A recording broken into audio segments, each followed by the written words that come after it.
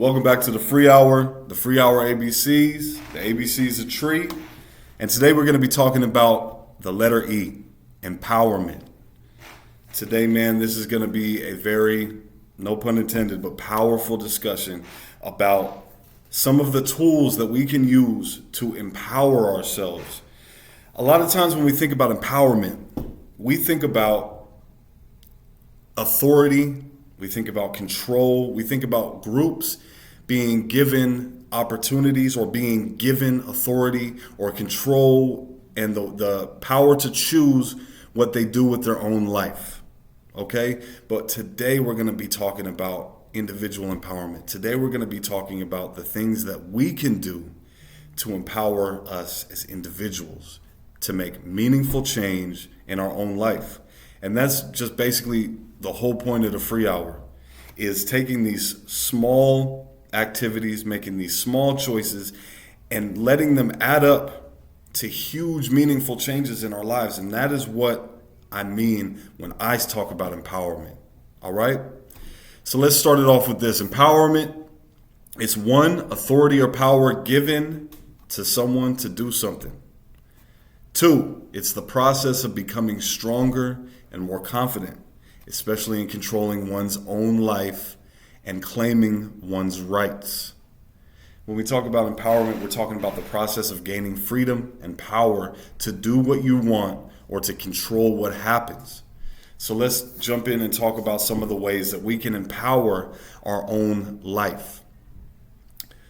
First thing we need to realize is we need to recognize our own power. We need to recognize the significance of what we have in here. It's about recognizing our own power and our agency in shaping our life. It's about realizing the power that every decision that we make has in our own life. It's about realizing that every perspective that we have has in our own life. It's about knowing and understanding that we have the ability to make choices. We have the ability to be proactive or reactive. We have the ability to take action, create meaningful change. We have the ability to work towards that second creation that I talked about in the 7 Habits video. That first creation is the one in our mind, right? That's our imagination. Those are our ideas. The second creation is that physical creation, the one that we bring about through action. The first one is desire. The second one is action. So when we really think about our own personal empowerment, it is about bringing about that second creation. It's about knowing that we have the power to do it. And one of the first ways that we get that power is through responsibility. One of the first ways that we get that power is realizing that ultimately the number one person responsible for everything that comes into your life and out of your life is you. When you take back that responsibility, guess what you've also taken back? You've taken back that power. You've empowered yourself. You've gone from being a bystander. You've gone from being a victim. You've gone from being someone who is on the sidelines or someone who is being done to someone who does. And that is the first step of empowerment. We all have us within the power. We all have within us, the power to create the lives we desire. Let's face it. We all have that within us. And if we are living a life that we don't desire, and obviously, this is not generalized statements. I don't like making blanket statements. Obviously, there are forces at work. There are other people at work that try to stop us from getting where we want to get. But if we can take a step back and take a look at our outcomes and really decide which ones we are responsible for, that is when we get our power back. Because not all of us are those people who were caught in the wrong place at the wrong time and given 40 years, even though they were innocent people.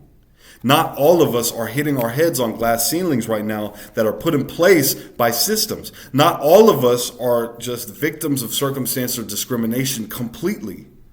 Some of the things in our lives and some of the core things in our lives, some of the most important things in our lives, some of the things that we hate the most or love the most are the results of our own actions, our own beliefs, our own perspectives. And when we take that responsibility, guess what? We've taken our power back. It's about empowerment. That's the first tool for it. It's that understanding our own power. It's about understanding that we are the most powerful influence in our own life. That's the first step of it. Now we're going to talk about the first and most important tool, though, and that's self-confidence. It's about embracing self-confidence. Self-confidence is really, it's the fuel that propels us forward on our journey to empowerment. It's about knowing that you can. It's about believing that you can. It's about believing that even though you don't have it yet, you can have it. Even though you aren't fully there yet, you can fully get there. It's about knowing that even though up until very recently, or up until even this point exactly today, you haven't been what you know you can be. Confidence is about knowing what you can be, because that is the fuel that propels you forward. If you don't believe that you can do something, then why would you try to do it? If you don't believe that you can have something, then why would you even go out and try to get it? It's about knowing that you can be what it is that you want and need to be. That is embracing that self-confidence. And then also is looking at it from that good perspective of saying, like, it's not about having, it's not about getting, it's about becoming. It's about knowing that if you want that type of relationship, you need to be the person that's worthy of that relationship. It's about knowing that if you want that certain type of job, or if you want to own that certain type of business, that you need to be the type of person that can handle it, that can be capable of doing those things. It's about being confident enough to know that you can fill those shoes. Embracing that self-confidence, that's the first tool. But look, it's about not only believing in yourself and your abilities and your worth, but building self-confidence takes time. It takes effort. It's worth every step of the way, though. Look, you are capable of more than you know, and you are more capable than you give yourself credit for. I'll just leave you with that. One of the things that we need to realize is that empowerment comes along with a certain mindset. It doesn't come along with natural talent. It doesn't come along with natural charisma. It doesn't come along with natural good looks. It comes along with a mindset. It comes along with a perspective. That's what empowerment comes along with. It comes along with that confidence to know that you are worthy, to know that you are worthy. And I'm going to give you a demonstration of confidence. When you walk into the store and you got $5 and there's something in there that costs $5, you know that you have what it takes to get that thing. And then breaking it down into more abstract concepts, it's about knowing that you have within you what you need to purchase what you want and what you desire. Whether what you need is hard work and diligence, whether what you need is persistence, whether what you need is just simply a voice, a thought, an idea, an action, a habit, a behavior. That is what self-confidence is, and that is our first tool. Our second tool, and this is something that I touched on in the 7 Habits video, but it's about setting boundaries. It's about managing your time wisely. It is about managing who is in your presence wisely. It's about managing the things that you allow people to bring in to your life. It's about managing what, quote unquote, people do to you. Empowerment involves setting boundaries. Boundaries that protect your time, your energy, and your well-being. Look, boundaries are essential for maintaining healthy relationships, asserting your needs. Not only personal relationships, but professional relationships as well. Remember, look, it is okay to say no and prioritize yourself. It is okay to say no to others people's urgent requests and needs and say yes to your own important desires, important goals that may or may not be urgent.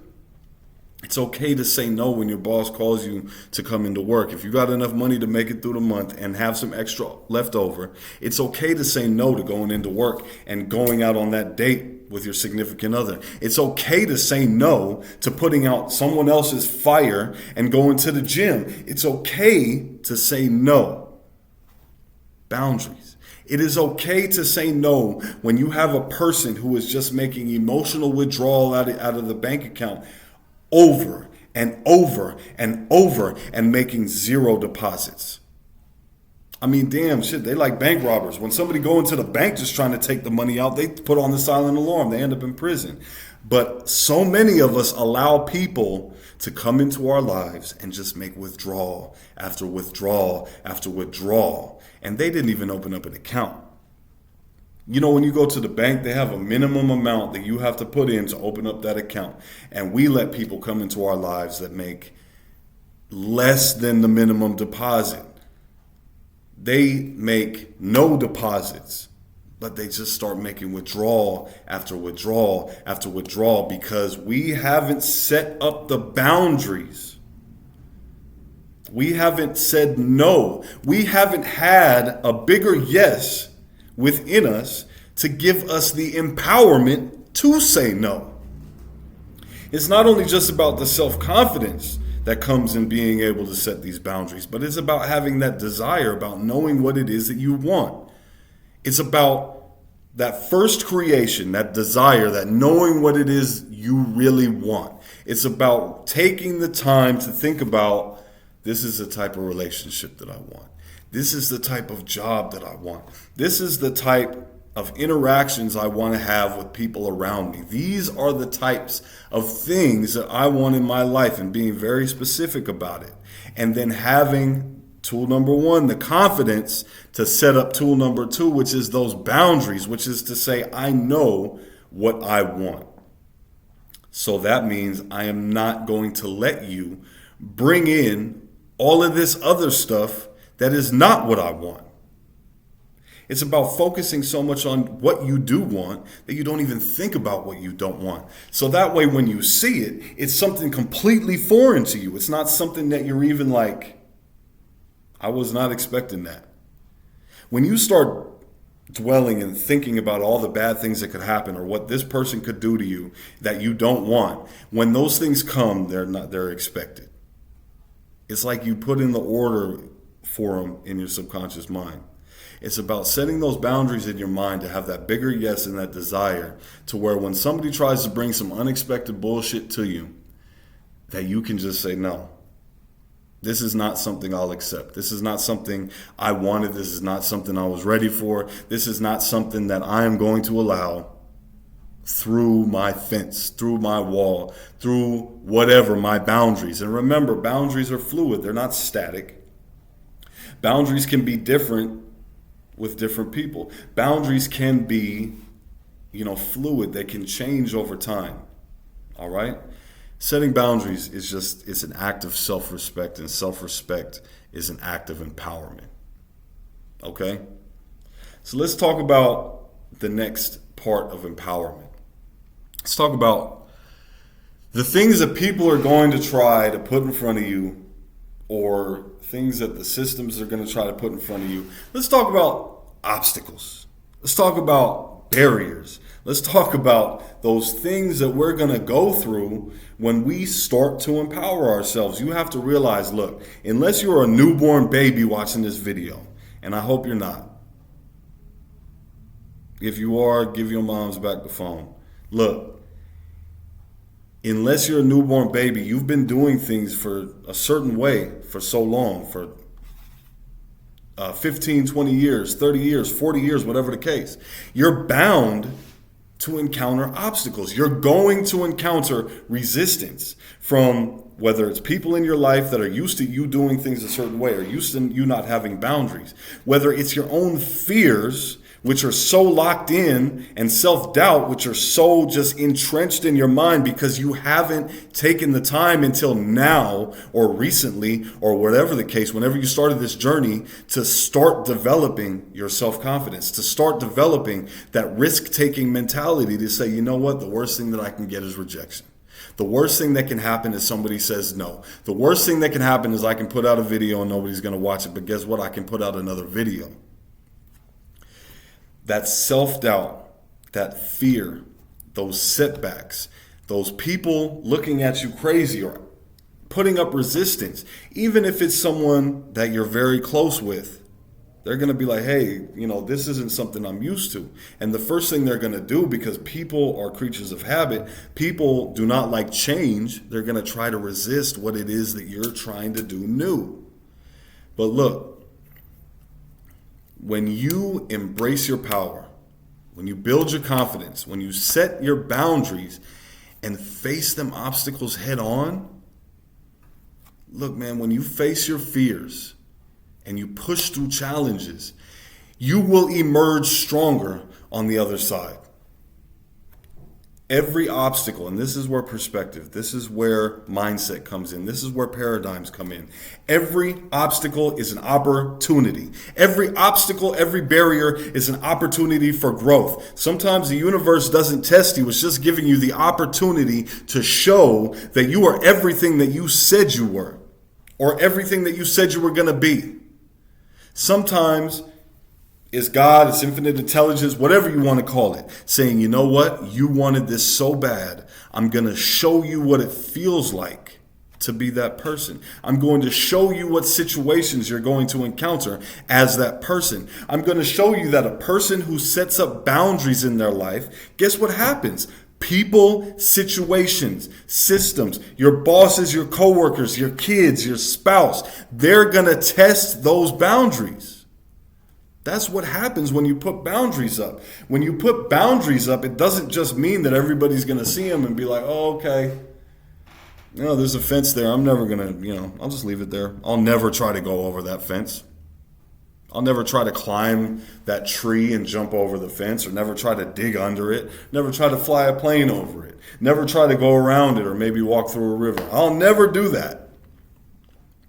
Look, we're in a country where we got a border. People come across that motherfucker all the time. And there are actual legal consequences to doing that. You are just a person setting up a boundary, an invisible boundary at that. People are going to try to cross that motherfucker. Not just to see what it is you're going to do. Some people might. But because they're not used to it being there. It's not something that's natural to them yet. When you set those boundaries, people are going to test them. When you start developing your self-confidence, guess what? Your mind is going to start trying to say, hey, whoa. Why would you believe that you can do this? You haven't been doing it. Why would you believe that you're worth a healthy relationship? You've been inviting unhealthy relationships into your life for 20-something years. Why would you believe that? Why would you think that you're worthy all of a sudden? When you start to develop the confidence, your mind is going to start to challenge that. It's that fear. Because as human beings, we are wired, right, to have fear. We are wired to be afraid of things that might hurt us. And the thing that you have to realize is that we, for so long, have been without true risk, without true danger. When way back in the day, being rejected by your social group was a death sentence. Fear of rejection is a real thing. When you start to want to step out and do some new things differently, and you want to write a book, get a new job, fear of being homeless, that's a real fear. That's a real thing. When you want to go out and do something and follow your dream, and you realize that the risk of failure is there, that self-doubt is going to try to creep in. It's going to try to batter the walls of your newly found self-confidence. But look, do not let the obstacles hold you back. Do not let self-doubt hold you back. Do not let fear hold you back. Look at everything that comes as an opportunity It's an opportunity for growth. It's an opportunity to come out stronger on the other side. And just remember, you have the strength to overcome anything. You got the strength to overcome anything. Point blank, period. That's what empowerment is about. So look, man, I want to leave you guys with this. And I said it already. We're talking about what empowerment is. We're talking about recognizing our own power. We're talking about recognizing first the responsibility that we have in getting to the point that we're at now. Once we do that, we realize that we do have power. We realize that we are the ones behind the wheel. And once we realize that, we can start to take back control. We can start to take back power and first it's going to be in little ways. But once you start adding these little ways up, they're going to start to equal to a long journey. A journey of 1,000 miles starts with one step. And you can't cross the waters by sitting on the shore and looking. You have to start. And it's about building your confidence. That is the first tool for empowerment. It's about building that feeling inside of you that you deserve what it is that you're going after. When Susan B. Anthony was fighting for the right for women to get the vote here in the United States of America, she didn't do it with a belief that women did not deserve to vote.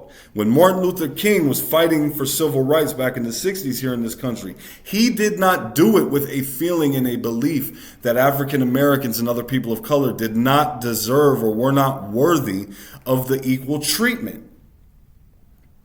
When we look at all these firsts, when we look at all these people that made these overwhelmingly, big changes in society, when we look at people like that, we have to realize that at the core of everything they were doing was confidence. Not only did they recognize their own power, the power of the people that they were trying to lift up, but they recognized that they were worth it, that we are worth it. We had a collective confidence, and we were able, that's what propels us into chasing after what we want to chase after.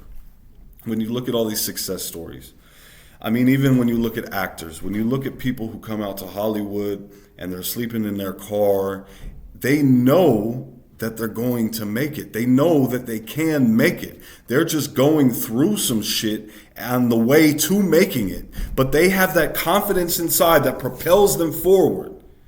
And that is what empowerment is. It's not your situations, it's in here. And then the next tool of it was setting boundaries.